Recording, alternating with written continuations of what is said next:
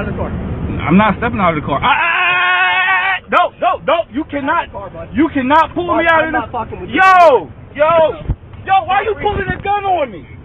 Why are you pulling a gun on me? Take your seatbelt off. Why are you pulling a gun on me? Get out. Why are you pulling a gun? Why are you pulling a gun on me?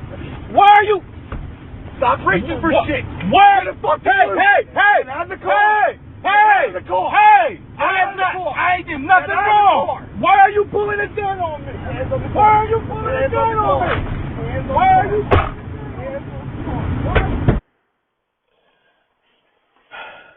Shalom.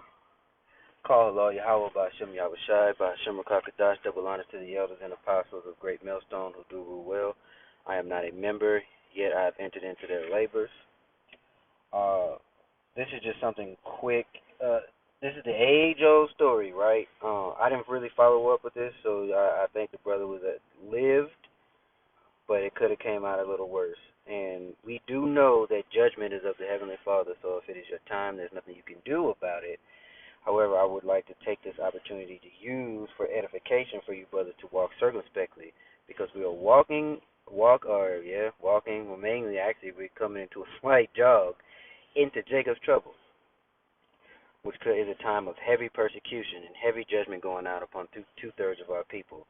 So while we are fasting, while we are praying, while we are drawing nigh unto the Most High as He draws nigh unto us, we are also required to behave a certain way.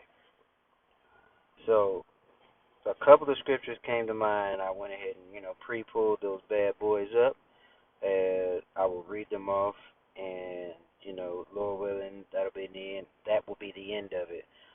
So the first is Romans 13. We'll start from the top, but the point is at 4. Let every soul be subject unto the higher powers, for there is no power but of Yahweh. The powers that be are ordained of Yahweh.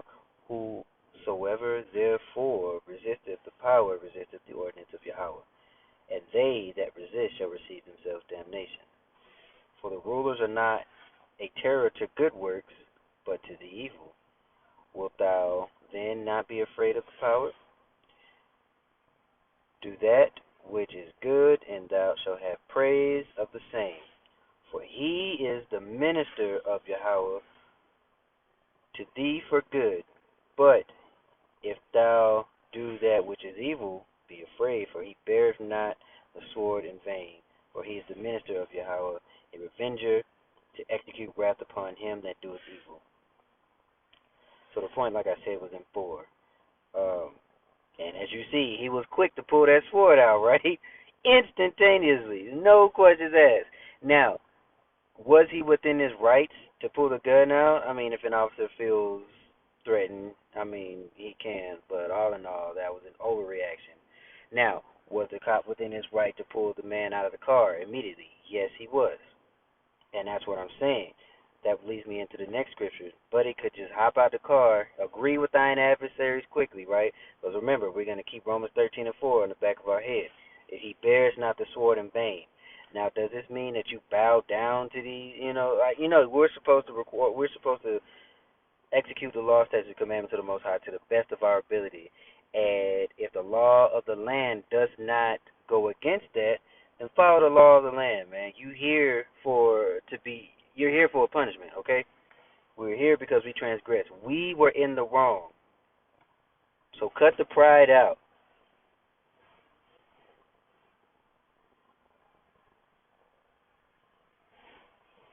Brings me to my next one, Matthew 5 and 25. Agree with thine adversary quickly, while thou art in the way with him, lest at any time the adversary deliver thee to the judge, and the judge deliver thee to the officer, and thou be cast into prison. So that could be one thing, but he could have ended up on a T-shirt, another pawn for the Black Lives Matter movement.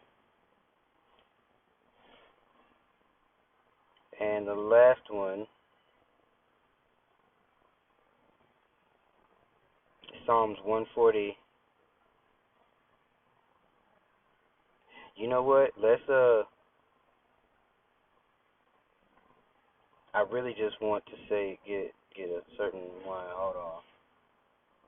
We can go with 140.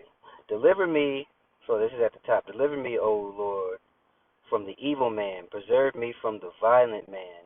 So that means of your works, can you be preserved? Can you save yourself? This is King David praying, this is King David saying this. Saul slew his thousands, but David slew his tens of thousands, and he always gave praise to Yahweh by Shem Yahushua. Why? Because he knew that it was not of his own hand. And these are things that we need to understand.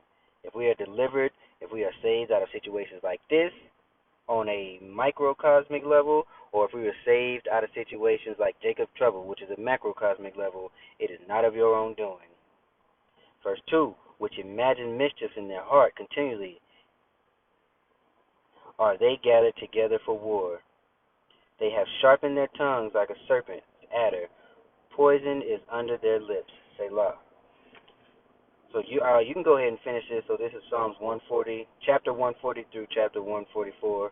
That's called Hello Yahweh Bashim Yahushua 144.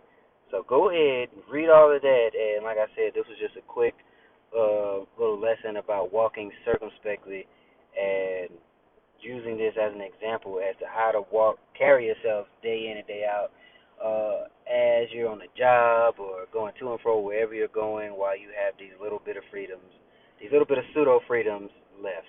All right, so with that being said, I hope you were edified. Kwame Yasharala, blah, blah, blah.